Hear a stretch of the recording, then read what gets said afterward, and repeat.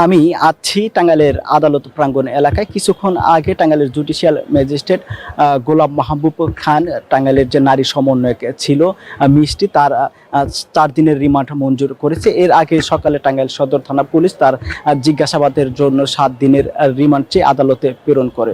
তো আদালত 4 দিনের রিমান্ড মঞ্জুর করার পর থেকে তাকে পুলিশে জিজ্ঞাসাবাদ করার জন্য তাকে থানায় নিয়ে যাওয়া হয়েছে বলে জানিয়েছেন টাঙ্গাইলের আদালত পরিদর্শক। এর আগে গত শনিবার এই মেয়েটি কিন্তু তার আশ্রমে থাকা 18 জন বিভিন্ন মানসিক ভারসাম্যহীন নারী পুরুষকে নিয়ে টাঙ্গাইল জেলা আওয়ামী লীগের সাধারণ সম্পাদক জহিরুল ইসলাম এর বাসায় গিয়ে কিন্তু সেই বাসা জবরদখল করেন। পরবর্তীতে বিষয়টি নিয়ে বিভিন্ন মাধ্যমে আলোচনা সমালোচনা হলে রাতেই সেই যৌথ বাহিনীর অভিযানে সেই বাসা দখলমুক্ত করা হয়। আর এদিকে যে গত রাতে জেলা আওয়ামী লীগের যে সাধারণ সম্পাদক জহিরুল ইসলামের স্ত্রী যিনি রয়েছেন রওশনারা খান, তিনি বাদী হয়ে মিষ্টুর নাম উল্লেখ সহ অজ্ঞাত 4 থেকে 6 জনের নামে মামলা করেছেন। তিনি অভিযোগ করেছেন যে গত শনিবার তার বাসায় গিয়ে মিষ্টি প্রায় 10 ভরি স্বর্ণ, নগদ 5 লাখ টাকা, এছাড়াও প্রায় ডিজাইন,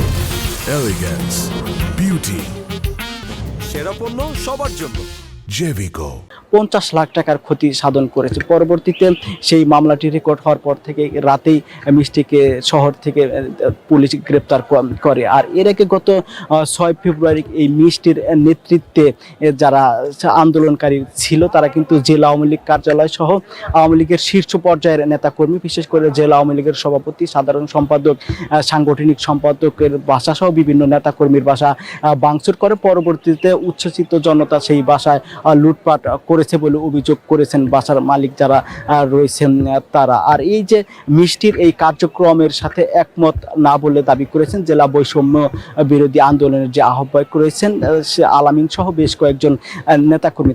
তিনি জানিয়েছেন যে এই মিষ্টি যে কার্যকলাপগুলো করছেন, জবরদখল বা চাঁদা দাবি, সেটি কিন্তু তারা এই একমত পোষণ করেননি। আর এদিকে মামলায় জহিরুল ইসলামের স্ত্রী উল্লেখ করেছেন যে তাদের কাছ থেকে মিষ্টি প্রায় 10 কোটি টাকা চাঁদা দাবি করছিলেন। সেই 10 কোটি টাকা চাঁদা না দেওয়া বিভিন্ন সময় হুমকি দামকি দিত এবং শেষ পর্যায়ে গত শনিবার কিন্তু তাদের বাসা জবরদখল করার চেষ্টা করে। আর এদিকে টাঙ্গাইলের সদর থানার পুলিশ জানিয়েছেন যে বাকি যারা আসামি রয়েছেন বা অজ্ঞাত যারা রয়েছেন তাদের শনাক্ত করার চেষ্টা চলছে। তাদের এই মামলায় গ্রেপ্তার করে তাদের আদালতে পাঠানো হবে বলে জানিয়েছেন টাঙ্গাইল সদর থানার ভারপ্রাপ্ত কর্মকর্তা তানভীর আহমেদ। আর এদিকে যে এই 18 জন ভাসমান বা ভ্রাম্যমাণ যে